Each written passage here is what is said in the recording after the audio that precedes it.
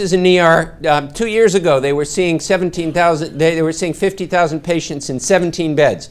Now, understand the usual ratio is 1 bed for every 1,500 to 1,750 patients.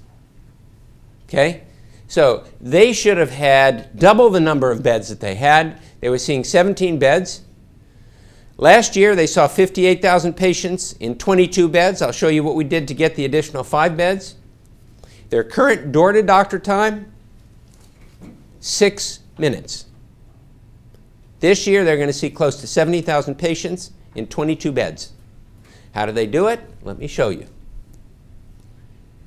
That is what the waiting area and the reception desk first look like. Now, let me just ask, as an impression, what's your initial impression when you see that?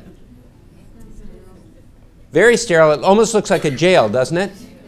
And again, the waiting area is all out here, and you can see the back side of the waiting area there in the one-way glass that they had, so that triage that was right back there could see what was going on, but nobody could see in, right?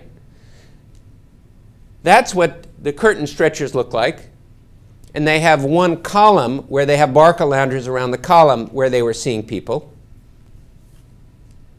And that was a storage area in the back. So I'm walking around, and see, a lot of times we have space that we're not utilizing optimally. So I said, you know what, we can make that into some treatment space. There.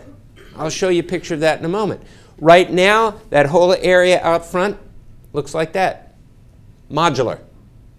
Those are triage spaces. We have 1, sometimes 2 PAs out front who are seeing people. A little bit hard to see, but there are flags on the walls right there, which when somebody's been seen by the nurse, the PA, the flag goes out, the PA is right there, we'll see the patient right there.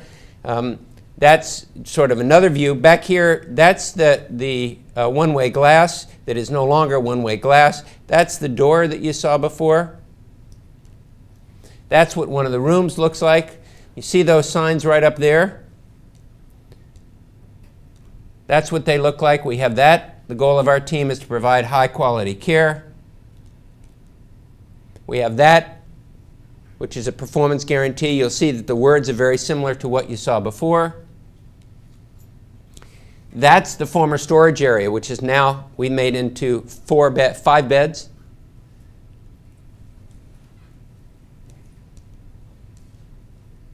And here's some of their data. That's their scorecard.